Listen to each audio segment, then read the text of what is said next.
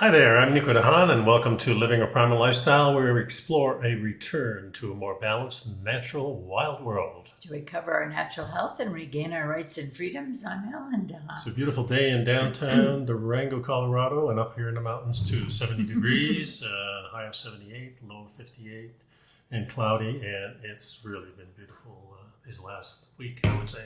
Yeah, our little heat wave broke, and Yeah, and that was a big relief. yeah, it feels like spring or fall, and we like that's for sure.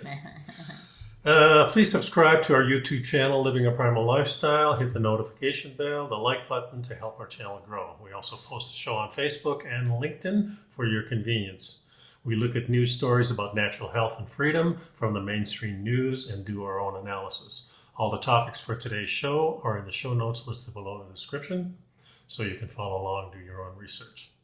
Do you supplement your diet with vitamins and minerals? Then we highly recommend Mother Earth Labs for all your vitamin needs. Hit the link below the show notes and maximize your nutrition with Humic and Fulvic and essential multivitamins. These two products give you all the vitamins, minerals, and amino acids required for healthy immune system, with the ability for your body to access them and to detox at the same time. And they make a lot of great other things you might be interested in there. So let's get started with the show. So we got a bunch of articles today we clipped from the mainstream news. The first one is the U.S. may need $7 billion for monkeypox, the Biden administration estimates. This comes from the Washington Post. So the Biden administration privately estimated to Congress this month that it may need nearly $7 billion to mount a response to the nation's monkeypox outbreaks. The Biden administration also called for as much as $31.4 billion in new funds to combat the coronavirus pandemic. So that's a lot of money between those two things. The World Health Association or organization on Saturday declared that the global monkeypox outbreak was a public health emergency of international concern. That's its highest level warning. Yeah, and the Biden officials are contemplating a similar declaration, although the current outbreak has not been linked to any U.S. deaths. Yeah, this is fascinating to me, this whole watching this emerge. When there's no deaths, it's not an epidemic, and we'll get to more details on the actual statistics in a couple of minutes. But It's like there's no deaths, so exactly what are they worried about, and what do they know, or do they know something that we don't know? Well, according to a memo obtained by the Post, officials estimate that $6.9 billion in new funding for the monkeypox response would allow the Department of Health and Human Services to support domestic end-to-end vaccination, manufacturing capacity, and technology transfer in the United States. In other words, the companies that are making vaccines, these drug companies. I wonder who makes the... Well, I don't know, but what I'm saying is that they're giving the money to these companies, I guess. Usually the companies they're purchasing the vaccines. Yeah, but they're also purchasing the capacity to make these, and also the technology transfer, in other words, the distribution, which the companies normally would do because they're making billions of dollars every year. Why can't they do this? I mean, this is their job. Well, this is interesting because right now they're using smallpox vaccinations. Right, which is because monkeypox is very similar. Yeah, and the next article will go over that. Well, but just a minute. It just says here that the only vaccine specifically approved by the Food and Drug Administration for monkeypox, which is called Jynneos, is produced in Denmark. So hundreds and they've had some problems getting it imported. So the question is, who's going to jump in and fill the gap? No, but health officials said that they are funding the current monkeypox response by drawing on existing appropriations and a response fund maintained by the Center of Disease Control and Prevention. Well, we've got here with $6.9 billion funding. Officials estimate they'd be able to secure 19 million new doses of vaccine for monkeypox and replenish about 4 million doses for paused smallpox preparedness efforts. So in other words, they haven't been preparing for smallpox for quite a while. So they're looking for... No, because we stamped it out pretty much. Yeah, pretty much. Yeah. And then they're also going to purchase more antiviral treatments, expand testing. Antiviral treatments being interesting because they don't actually, they may or may not be effective against this particular disease. Improve vaccine distribution and provide coverage of services for uninsured or underinsured Americans. So. Yeah, the lawmakers say that the short supply of immunizations could hurt at-risk populations, particularly the lesbian, gay, bisexual, and transgender communities for whom health care already can be inaccessible or otherwise denied. So they're looking for money to address what they are predicting will be a monkeypox outbreak of epic proportion. Yeah, broadly, Republicans have demanded that Democrats repurpose past stimulus dollars to cover the cost of any new public health spending. And then it says the Democrats won't be able to advance any aid package because the Senate is so narrowly divided if they don't have GOP support. So we have politics. We have the question of, is this being thrown out there just because the public is expecting it and they know it won't pass? I think there's other things to involved protect here. themselves. Well, let's go over the next one, because the next from the BBC is, what is monkeypox and how do you catch it? Yeah, that was really interesting. Yeah, because it's kind of related to smallpox, although it doesn't spread as easily and it's not nearly as damaging. It says infections are usually mild and the risk to the general population is low, but the UK government has bought stockpiles of smallpox vaccines to guard against the monkeypox. So again, infections are usually mild.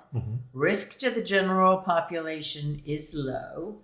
And it usually clears within a few days to a week on its own. Yeah, it occurs mostly in remote parts of Central and Western African countries near tropical rainforests. In those regions, there have been more than 1,200 cases of monkeypox since the start of the year. So we're talking about 7 months. Yeah, and there's 1,200 cases. Yeah, and there's apparently 2 strains of the virus, the West African and the Central African. And it's milder. The milder one from West Africa is now circulating in other regions of the world. So what are the symptoms? Well, the symptoms include fever, headache, swelling, back pain, and aching muscles. Once the fever breaks, a rash can develop, sometimes starting on the face, spreading to other parts of the body, most commonly the palms of the hands and the soles of the feet. The rash, which can be extremely itchy or painful, changes and goes through different stages before it forms a scab and drops off. And then it says the kicker is the infection usually clears up on its own and lasts between 14 and 21 days. That means no vaccinations, no treatments, no antivirals, no nothing. Yeah. So how do they catch it? Monkeypox can be spread when somebody is in close contact with an infected person. This virus can enter the body through broken skin, the respiratory tract, or through the eyes, nose, or mouth. And it's interesting that they point out it has not been described as a sexually transmitted infection.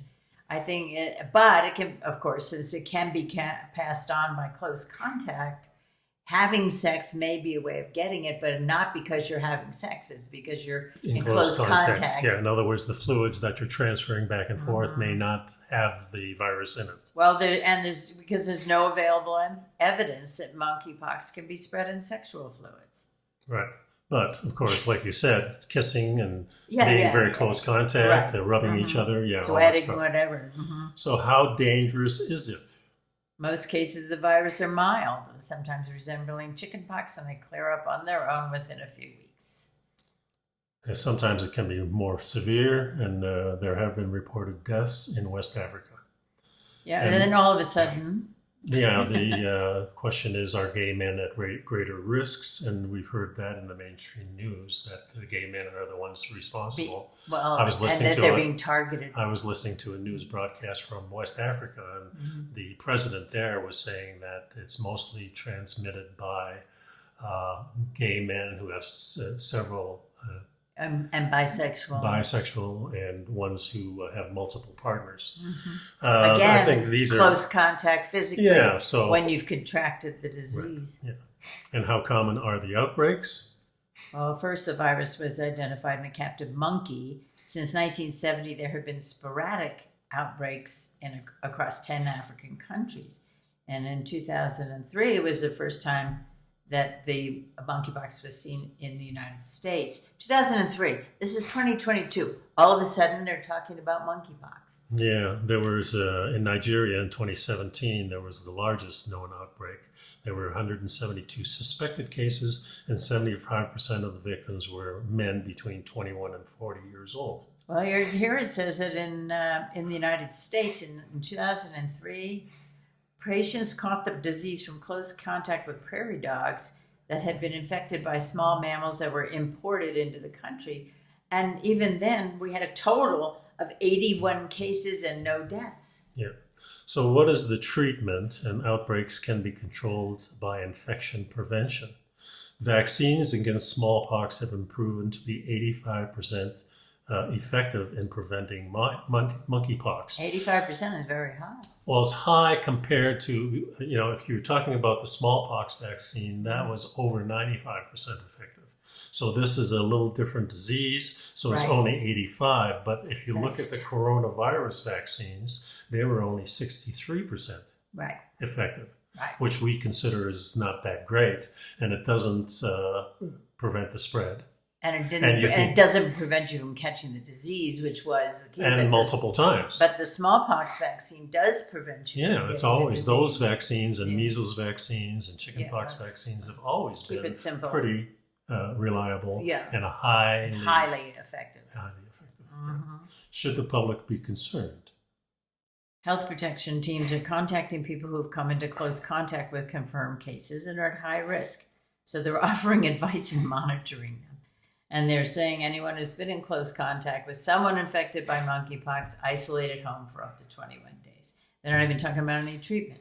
No. So the next article is 2022 monkeypox outbreak on a global map. Yes. And they show you where the infections are. And if you're starting with like Argentina, there's only 20 cases, Australia 44, Austria 111, a lot of more countries with just one or two cases. The biggest cases are Belgium with 393, Brazil 696, Canada with 719. The Democratic Republic of the Congo has 163. France has 1,567. Germany 2,410. Israel 121. Italy 426. The Netherlands 818. Nigeria has 117 cases. Spain 37 for 38. Portugal is 588. And the United Kingdom, which is, of course, England, Scotland, and part of Ireland, 2432. And the United States is the leader right here with 3590. You wonder Well, it isn't. Spain has more than the United does it? States. Yeah. Okay. Mhm. And this report, this says this is 2022. There are confirmed cases of monkeypox, a total for the entire world, 19,188 out of billions and billions of people, right? Right. There were 76 countries reported having an outbreak of monkeypox somewhere. And it doesn't really state how many people died, right? Well, they don't seem to have, it says, I think they were saying that there were not really any deaths or very few deaths. So it doesn't seem like it's that big of an outbreak to me. And all this preparing, it may be something that we need to do. It may not. I don't know. But from these reports, it's just... Well, it it's sounds not like that much of a thing. lot of... And it certainly can't be spread like COVID can through the air. No, that type of thing. no. And it seems an awful lot of publicity for something that hasn't happened yet, really. Well, remember, we've just come out of a pandemic, so Yeah. the scare factors are there, and you look at the mainstream news, and that seems to be all they're doing is. Well, that's been going on for a very long time. No doubt about it. I think ever since the news became CNN and Well, 24 ever hours. since the news became broken news instead of breaking news. Yeah, I guess you could look at it that way. I certainly do. And Yeah. there's really no news. It's more stories about people talking about what other people said. And it's also breaking news. It's always breaking. It's That's why I said it's broken. Yeah, it's not breaking. Yeah. Good one. I like that. Okay. Okay, so next article is abortion surveillance tech could create an American refugee crisis. This was extremely interesting to me, particularly in light of the Ukraine and what's been going on in some places in the Middle East and so on. We have lots of refugees, people pouring out of their country and ending up somewhere else. And then how do you feed them and house them and clothe them and provide them with jobs? That's... So since 1973, many states have outlawed abortion, but far more are poised to do so today. Yeah, and what the point here is, we're facing an American refugee crisis having nothing to Because do with people are moving. Having nothing to do with wars or Right. But if you're in a state that doesn't permit An abortion. and you want an need abortion, an abortion or or need want one. an abortion, if there's all kinds of mitigating factors and reasons why people get abortions, and then it says it's very interesting because it's not interesting. It's kind of frightening that once you leave your state, you basically can't come back because there'll be an arrest warrant out for you. And that's what they're talking about here. Patients who seek care in an unfamiliar state they will then face an arrest warrant at home. So they meet the international criteria for being internally displaced. It says here after about 50 years ago, it was impossible for Texas or Mississippi to send state troopers to watch every abortion provider in New York. Also, probably And impossible Connecticut. to watch pregnant people and see if they're You leaving. can't keep track. You couldn't keep track of it. Right. So these patients seeking care in an unfamiliar state. Well, wait. But now all they have to do is look them up on the internet. They're going to use location data from our devices, harvesting search queries, social media contact, and they're going to enforce the abortion bans, and pregnant people are going to find themselves the target of enforcement. Yeah. So, and that was what I was just reading. In an unfamiliar state, facing an arrest warrant, what are they going to do? They may not be able to come home. So as I said, it meets the United Nations guiding principles on internal displacement that includes those who are forced to flee their home to avoid violations of human rights. Yeah. So America may soon be a country where the Constitution omits any protection for reproductive health, but international law clearly disagrees, holding that pregnant people have a fundamental right to access abortion care. Abortion funds have been supporting out-of-state travel for abortion seekers for years, helping pregnant people to get out to the states where they can get care. But such travel has largely been short-term in the past, and now pregnant people will need help with long-term relocation and resettlement on a massive scale. Yeah, so this is the surveillance. It's going to be a very serious challenge. It's just like the surrounding countries that are trying to absorb refugees. We've got surrounding states that are trying to absorb refugees, and they're talking about, because it was always just short term. You went, you got your care, you took care of the procedure, then a week or two you came home. And if you didn't have financial help, you could have that. Yeah, but now if you're subject to being arrested when you got back, you would be able to go home. So it says the end of the article is that it requires planning and investment from rights protective states, building the infrastructure to provide safe housing, medical care, assistance with job placement and education, and financial support to those who seek safety within their borders. New York, Connecticut, and other pro-choice states have already started to acknowledge the reality, passing bans on extradition, saying you can't, if they come to us, they're safe. You can't take them back. Yeah. So, but while these extradition bans are vital to avoid arrest, they don't go all the way in supporting those who suddenly find their lives upended, stranded far away from the only home they knew. It's a sad situation. Again, we have the unintended consequences, or maybe no. I don't think anybody really thought it through. And Well, remember last week we were talking about some of the politicians who were putting the money into the other side. Mhm. So they were against the abortions, but they were still helping to fund people traveling at the same time because it was financially, it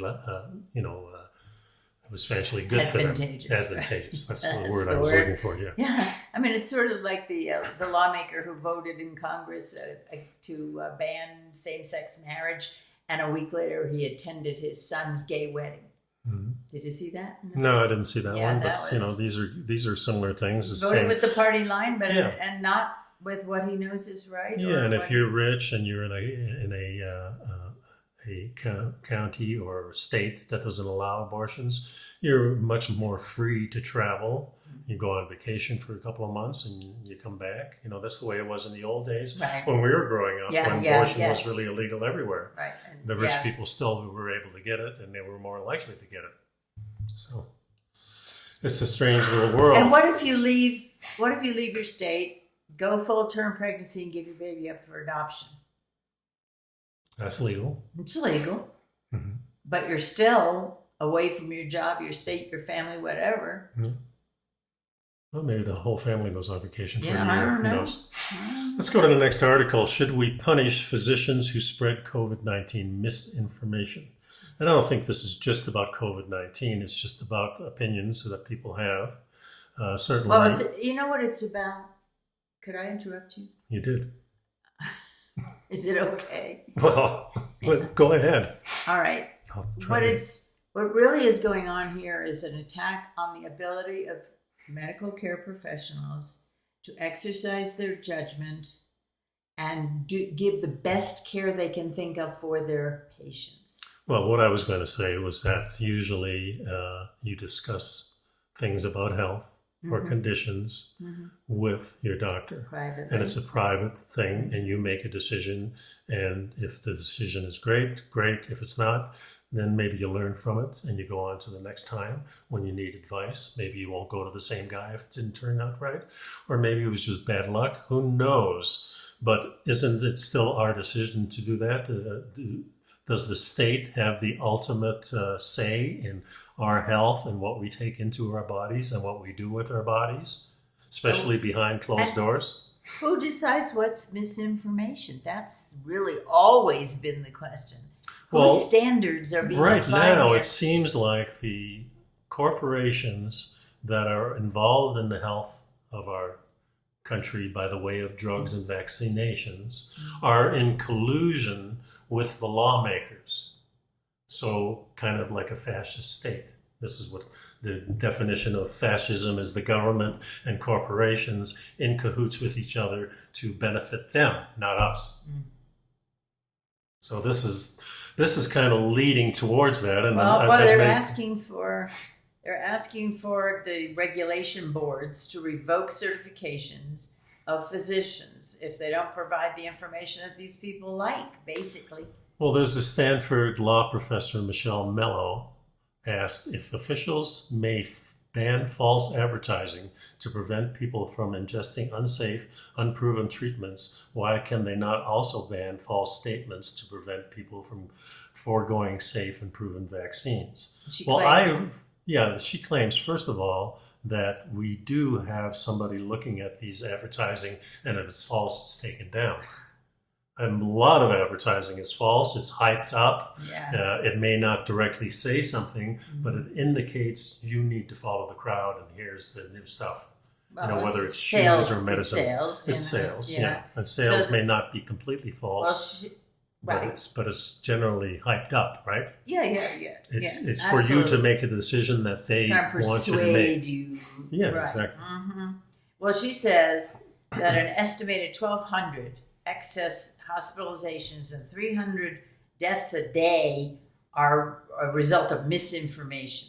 And she wants legal penalties for reckless dissemination of misinformation that materially influence people's vaccination decisions. Yeah, and how do you even come up with these numbers? I have no idea. Well, number one, what the heck is the right, every doctor these doctors don't generally talk off the top of their heads. They look at papers, they look at all sides, they try and make an informed decision for the health and safety of their patients. Mm-hmm. And we know that comorbidity and age and so many other things contributed to deaths that coincidentally a person might have had tested positive for COVID. It wasn't COVID that killed them. Not only that, in the springtime we had a show that was taken down by YouTube for information that was right.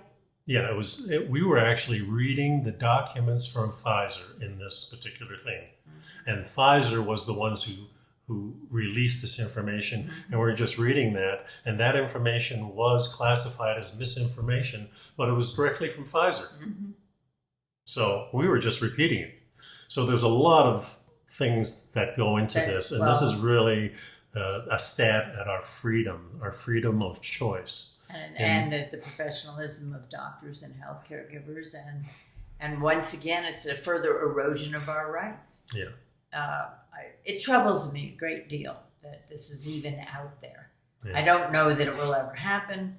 This is one person, but it troubles me that because there's just no support for the need and how the heck. I mean, there's millions of doctors in this country. How are you going to monitor them all?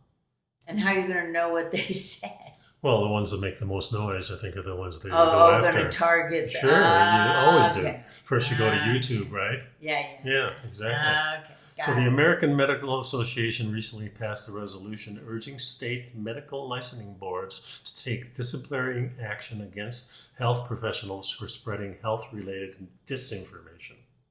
And what's disinformation? Who decides? Yeah. It's very troubling to me. I mean, I remember decades ago when science fiction books were talking about genetic manipulation and making perfect babies. And, the question was always, well, who decides? First of all, who gets this treatment? And then what's a perfect baby? Who decides that? Where do the standards come from? I certainly don't want the government or a corporation deciding that for me. Or anybody else. Exactly. For that matter. That is interesting. For sure. Oh boy. Let's go on to something a little more. Yeah, the fermentation food market could be worth almost $1 trillion in 10 years. This is so meat and dairy. We've been talking for a long time about alternative foods. Yep. And meatless and what our meat ancestors did to chickenless chicken, Yeah. and then how it was treated historically. Okay, so go ahead. Meat and dairy farms could soon be a thing of the past. According to a new study by Future Markets Insights, customers are becoming increasingly concerned with animal cruelty and the negative impacts these factories can have on the environment. The company projects the global fermented food and beverages market will grow by 5.6% between now and 2032. So we're talking the next 10 years, the next decade, which means that market would be valued at $982 billion. Yeah, these types of food have gone through controlled and microbial growth and fermentation. This process involves microorganisms like yeast and bacteria breaking down food components into other products. Popular items you're probably familiar with are fermented things like sauerkraut, kimchi, different types of beer. But there's new companies like the Every Company and Every Company and the Perfect Day have been using this process to create foods that taste like meat and dairy but aren't made from animals. So our ancestors have, for thousands and thousands of years, fermented products, and not only to help them store and last a long time, but also to make them easier to digest. Right. Because most of the plants' foods that we have, at least in the past, we've made them more palatable in the recent times. But our ancestors really knew what they're doing, and every indigenous culture, I know in Holland, We had the sauerkraut and the pickles and sourdough breads and things that our ancestors made and was passed down from generation to generation. In every country, like the Polish people and the Italian people and the Greeks and the nomads who are over the plains of Asia, all have their different processes.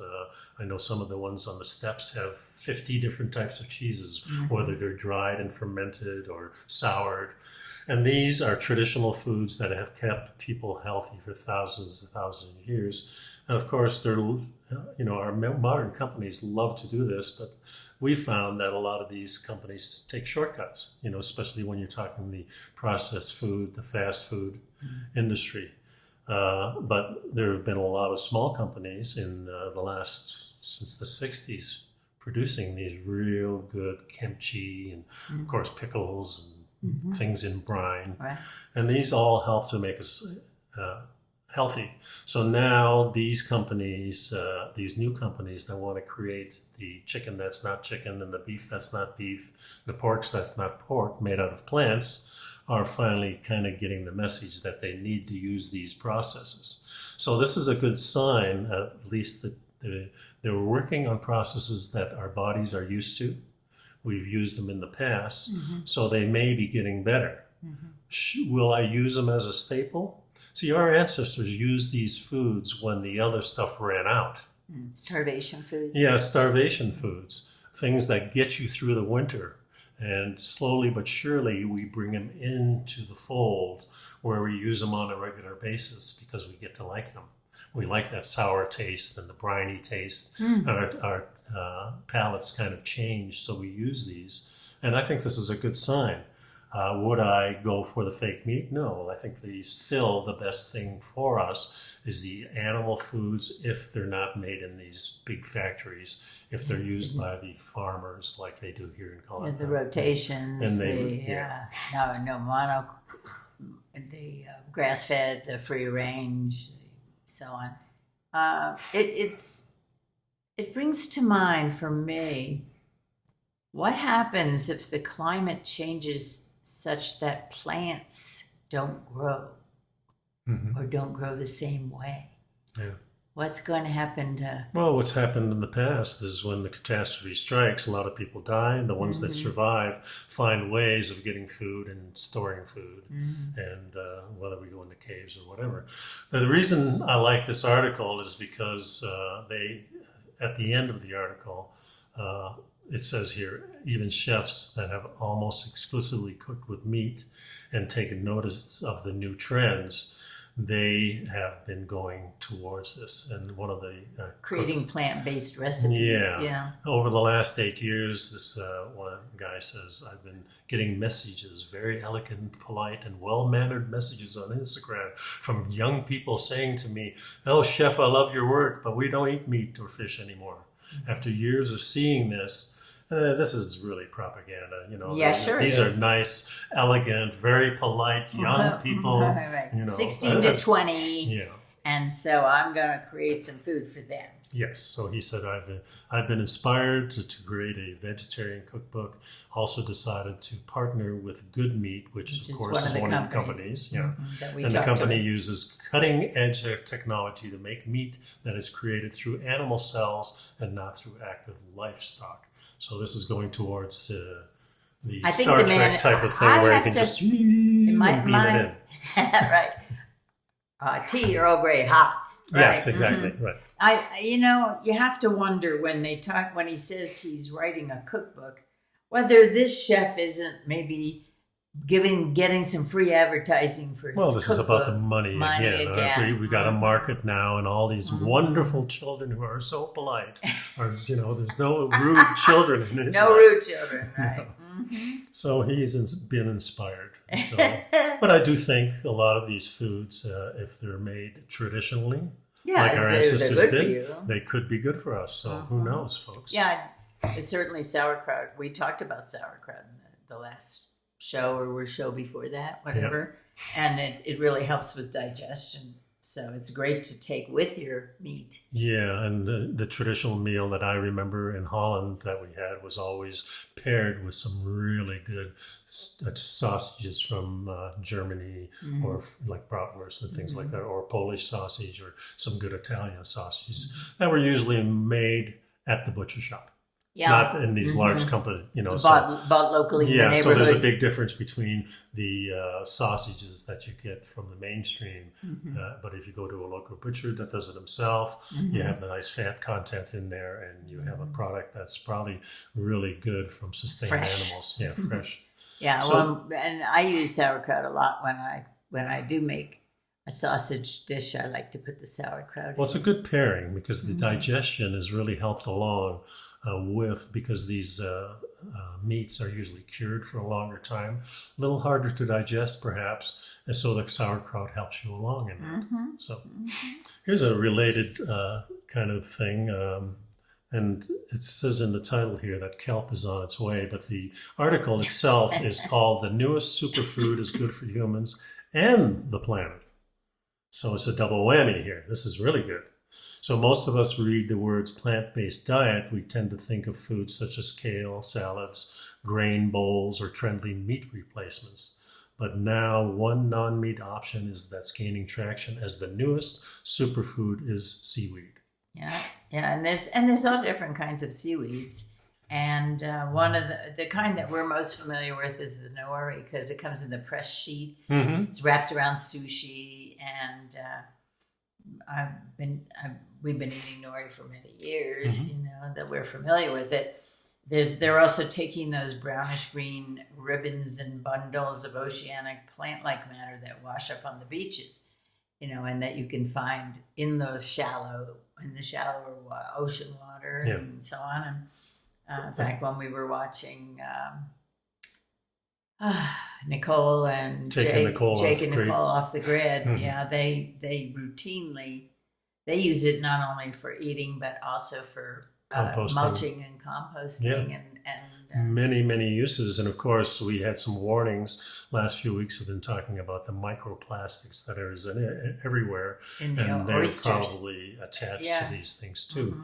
So now there's a lot of companies that are bringing seafood-based foods to the market, and they're also farming these things. Yeah, farming seaweed. Yeah, now farming seaweed and crops is a lot different on a small scale than doing it large scale. It's also different than confining animals, because we feel that animals that roam around in large areas and seek their own food that is available in that area is much better than confining them. And with plants on a small scale, it seems not a bad idea. In fact, we've got a couple of articles here talking about that. Let's talk about seaweed here. Okay. It says that seaweed is a one-stop shop for crucial nutrient needs. And it's an excellent source of dietary fiber and minerals. There's some slight variation in nutrition among the green, brown, and red varieties of seaweed, but basically they contain B, C, E, K, omega-3 fatty acids, protein, amino acids, polyphenols, and 10 times more minerals than the land-based plants. And is that from the ocean? Yeah, and also the essential minerals include iron, calcium, and most important, probably iodine. Yeah, iodine is a big one. If you're iodine deficient or you have a thyroid problem, you need to be getting that. And it says the seaweeds can concentrate all the trace minerals in the ocean to which we don't usually have access. So it's a balancing food, and it should it helps return the trace elements.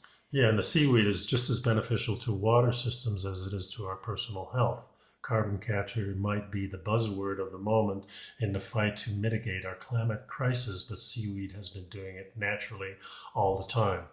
So seaweed pulls carbon dioxide out of the atmosphere and uses it to make more carbohydrates. This is very interesting. Yeah. And so he says, we're not sure how much seaweed farming it would take to have a significant effect on global warming, but it does help.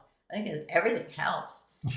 Seaweed also works as a component of regenerative aquaculture. It consumes nitrogen and phosphorus, which are two elements that harm the ocean if they're found in large quantities. It also provides a place for the smaller sea creatures to hide from predators. So that helps restore more diverse marine life in overfished habitats. Yeah.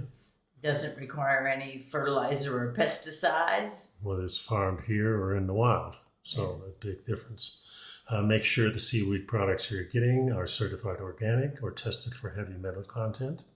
Some types of seaweed may be more likely to have heavy metals than others. So, just do your own education. Do your homework. Mm-hmm. Yeah, so. Yeah, it says Atlantic Sea Farms is from the state of Maine, seaweed producer, which incorporates kelp into frozen smoothie cubes alongside antioxidant-rich fruits such as cranberries and blueberries. And then, or you can try some of their kelp-based kimchi. So, yeah, or you may prefer your seaweed on the grill. It helps kelp burgers. Yeah, well, kelp burgers and ground kelp can be transformed into meatballs. I think I'll just supplement my burgers with a little seaweed is the way I would do it. Right. Yeah. Instead of the lettuce. Yeah. Yeah. You can also have seaweed that satisfies your sweet tooth. So there are kelp chocolate bars that are plain or with potato chips. I don't know. Maybe make them crispy. Or you can make your own chocolate chip cookies and sneak a little powdered kelp into the mix. Nobody will ever know. Okay, so the next article is how indigenous seed gardens produce massive amounts of food for millennia. So this is so we're talking about this whole new thing about seaweed when our ancestors in truth have been doing this for generations. I remember reading things from the South African coast where people in caves a million years ago, before even Homo sapiens were on the earth, supposedly have been farming oysters and clams and seaweed. And you can find the deposits in the caves. Find a lot of shells. You find a lot of evidence of basic husbandry so encouraging them to grow and harvesting on a sensible basis. So it's interesting. So across the planet, indigenous communities from British Columbia to Chesapeake Bay, the Atlantic coast, New Zealand, have successfully stewarded the sea for thousands of years. These communities avoided diminishing their productive sea gardens despite, in many cases, sea harvests that rival modern commercial fisheries. And I mean, that's the point there. They don't overfish. They don't over-harvest. Well, they know. Yeah, I mean, otherwise you have to move, right? Yeah, well, that's the problem. You empty the store, as it were, and then you're. And I think our ancient ancestors, part of the whole ritual of moving was because you didn't want to deplete one area. Mm-hmm. Not only were you moving with the seasons, you were probably also moving with the herds of animals that you were seeking, and then also the plants and things that go along with it. In this case, kelp is also available,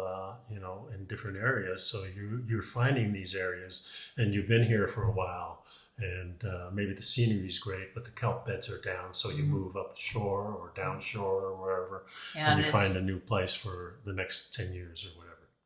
The scale of historical indigenous oyster gardening cannot be overstated. On America's southeastern Atlantic coast, which is now the modern states of South Carolina, Georgia, and Florida, indigenous people whose descendants included the Muskogees built gargantuan monuments out of oyster shells, and these structures could reach 30 meters or more, which is about 90 feet? Yeah. A little over, but close to 100 feet. People are talking billions of oysters to form a single site, according to an archaeologist from the Smithsonian National Museum of Natural History. Monuments were significant. They served as sites for human burial, feasting, and other ceremonies and rituals. And then in 2004, scientists were studying historical overfishing. They published a study showing how, starting in the 19th century, the oyster stock suffered from a moving wave of exploitation, and the commercial fisheries undid years of sustainable prosperity. Yeah, so as researchers studying historical indigenous clam gardens in North America West Coast, which dates back at least 3,500 years, an applied marine ecologist was noting that some of the key techniques that led to these bountiful yet restrained returns. People would till the sediment, replenish the shells in the water, and construct low intertidal rock terraces that flattened the shoreline and expanded their farming area. In parts of British Columbia, clam gardens were packed across nearly all available coastal real estate. They would have been hubs of major production, but each clam garden itself was relatively small. So these people actually nurtured these areas and replenished them.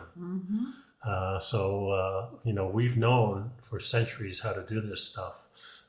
And things like overfishing was happening globally, I would say, especially with the large whaling and things like that.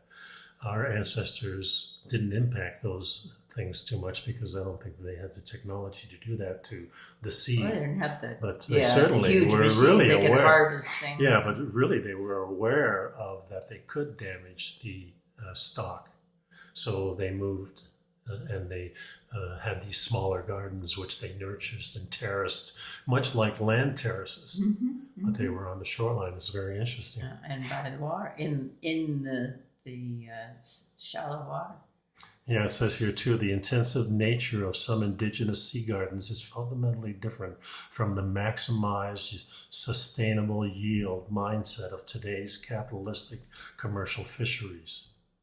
Archaeological evidence paired with indigenous oral histories show by focusing on common reciprocal relationship-based principles and governance practices that sustain individuals, communities, and their environments, the indigenous communities often made decisions that led to huge harvests while also putting limits on the scale at which the intensification was happening.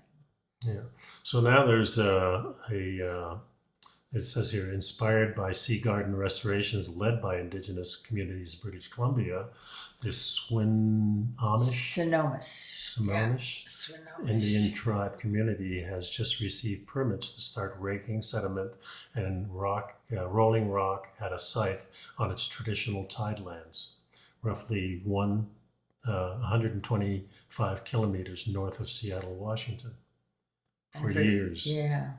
For years, these tribal members were chased away with guns and dogs and prevented from harvesting in the area. But now they've been getting permission. It's a very special time for us, they said, to be able to reacquaint with this particular location.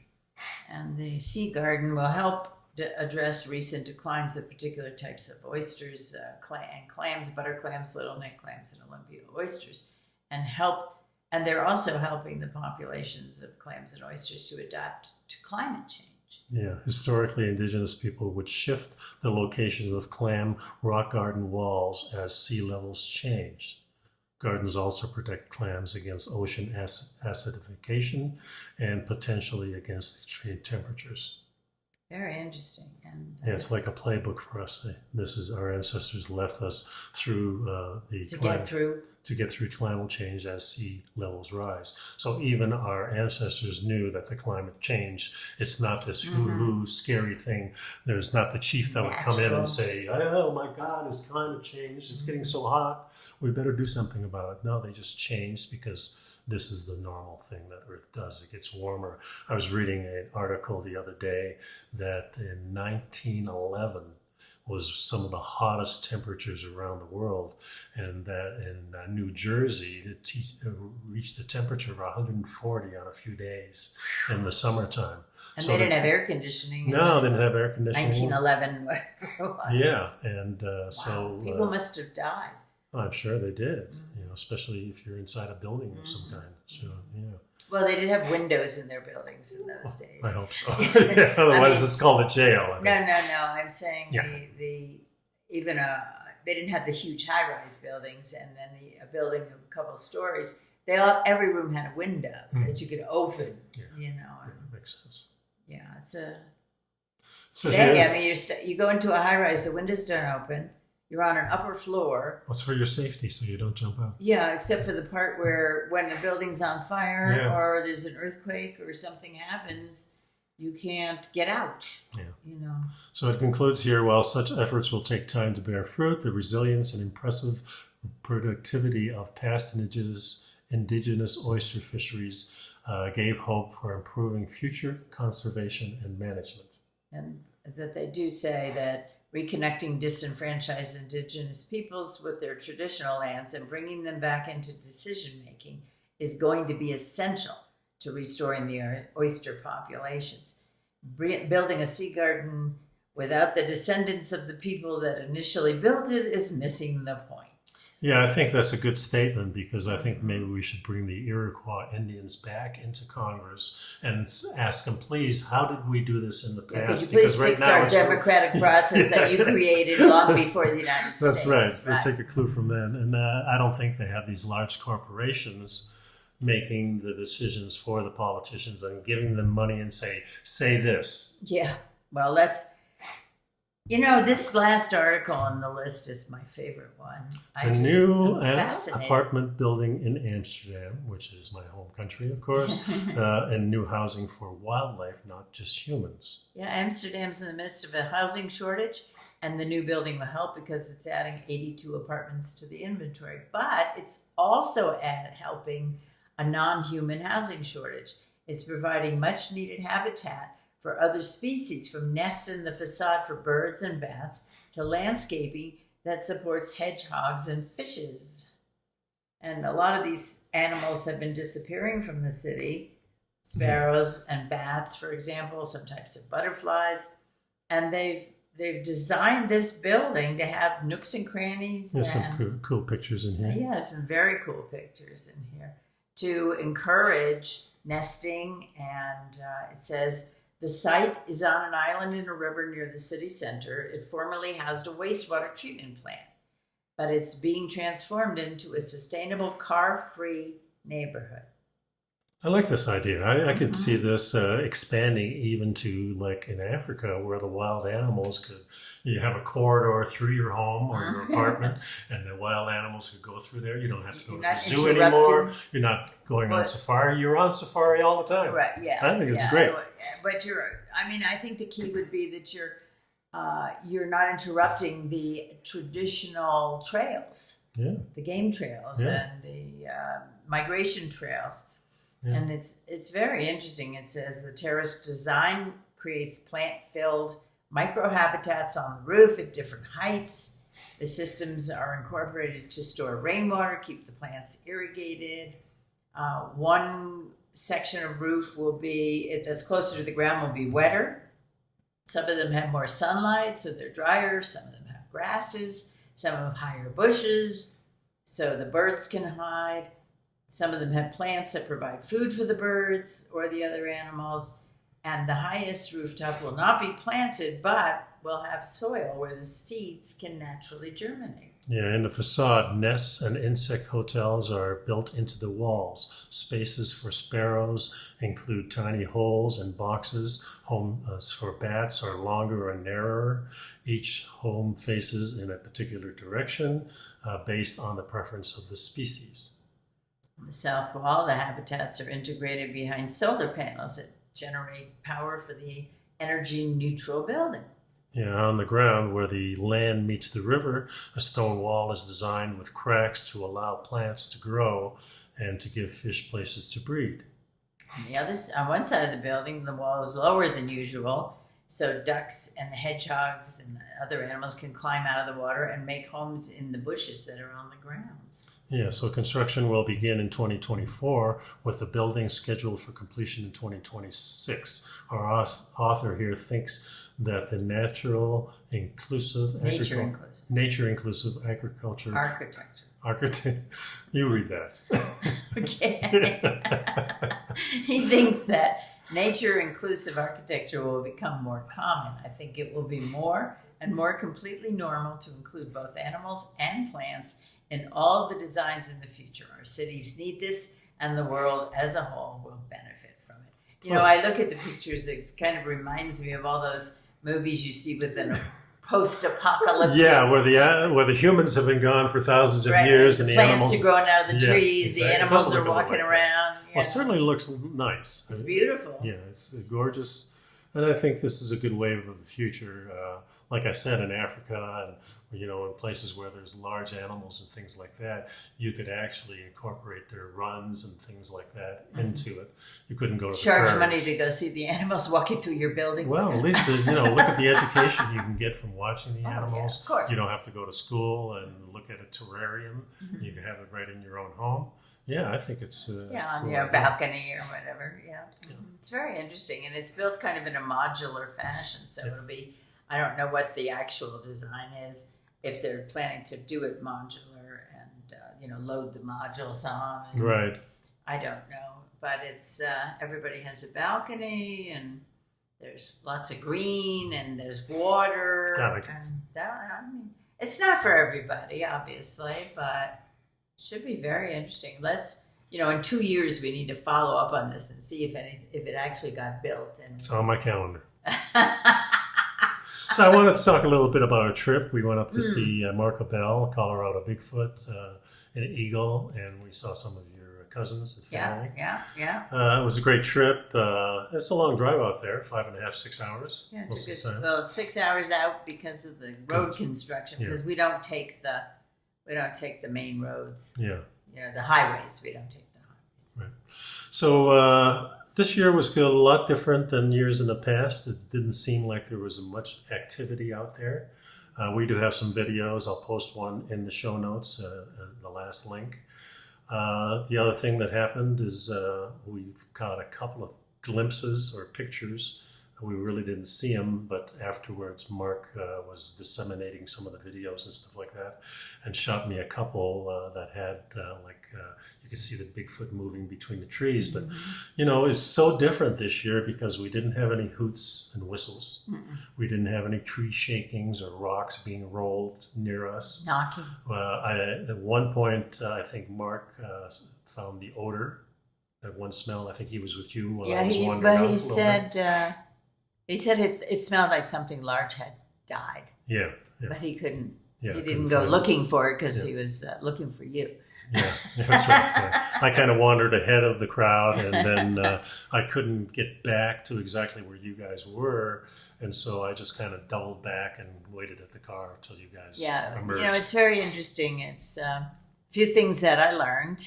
I'm not a person who has spent a lot of time in the woods, in large woods. I've been in woods, but in large woods, and so the first thing I learned is it's really easy to get lost in the woods. Well, you can be like 20, 30 feet away and you can't hear anybody. Yeah. You can't see anybody. So no wonder these creatures hide from us too. Well, there's a lot of deadfall and whatever. It absorbs all the sound. We were calling out for you. And you didn't hear a thing. Hear it. No. It's easy to get turned around. You have to pay attention when you're going in. Second thing. Yeah, and that's important because the first thing I do is I look at where the sun is. I look where I am, and I want to find my way back all the time. Yeah. It's important to watch how you got there. I knew that if you go downhill, you get to the road. Well, there was a few downhills because I went a little farther, went up to the crest, then I followed the crest, went past you guys, and the crest actually allowed me to get back to the road. You passed right above us, and so we didn't see you, you didn't see us. Mm-hmm. And it's another thing I learned about, or I thought about, is it's one thing to hike on a trail. Yeah, we don't. It's a completely different thing to just climb into the woods and walk around in the woods. And there's little animal trails and things like that, but it's not the same as a path. No. You're climbing over things. Constantly. I mean, a lot of structures on the ground, a lot of structure when they're not actually on the ground, they're slightly raised all around. So you're climbing over things, and and you have to watch your footing that you don't get caught in roots or. The other thing I noticed was that our ability to be up at 10 to 12,000 feet was greatly improved just living at 7,400 feet. Yeah, for sure. And me training in Durango, Brazilian Jiu-Jitsu made a huge difference. At no time was I out of breath, and I remember a lot of the videos from the past where I was huffing and puffing and still was able to do everything. And there were some, steep climbs going straight up the mountain. We didn't do a lot of that this time, but there were some steep areas. It was climbing. There was definitely climbing. Yeah. And, it's interesting because I didn't train for this time. So in the past, I've done a lot of walking or whatever. We do walking on a regular basis. I didn't do any extra. Yeah. And I found that I was not out of breath. No, you did great. And I didn't have any trouble climbing. I had my poles, my hiking poles, that just to give me a little boost of confidence. It's not like I can't walk without them, you know. And then the other thing that was very good for me, I thought, was I did not have any soreness of muscles afterwards. Day Nothing. or two afterwards. It's Nothing. great. Yeah, it's important to be in shape and to realize that you can do this stuff. Yeah, and I'm sure a year ago, before we were living at altitude, that would have been a whole different experience. Yeah, so living at altitude is huge, that's for sure. So you can check out the video, that'll be in the show notes. It's a short 2-minute video with some music and just showing you the structures. Yeah. Now, if you go to Colorado Bigfoot, he already put out 2 small videos. I think he's putting up another large one today from our exploits, and I think he had another couple out there, so you can watch that if you're interested in that. It was a great adventure as usual. We usually go there annually. This was our 6th year, I think. Yeah. So we'll be doing this again next year, and hopefully we'll see more activity, but you never know. And you're living a primal, your nicodehaan YouTube. Yeah, I haven't put anything up there, but in the next few days I'll put some of the raw footage up in there. Yeah. So that's under nicodehaan. Colorado Bigfoot is where you can go see Mark's, and he does a lot of talking in there, so you can kind of follow get a feeling for it. And the other one will be in the show notes. So that's our show for today. Check those things out. Make up your own mind about the articles and do your own research, and we'll see you on the next show. And be well. Bye-bye.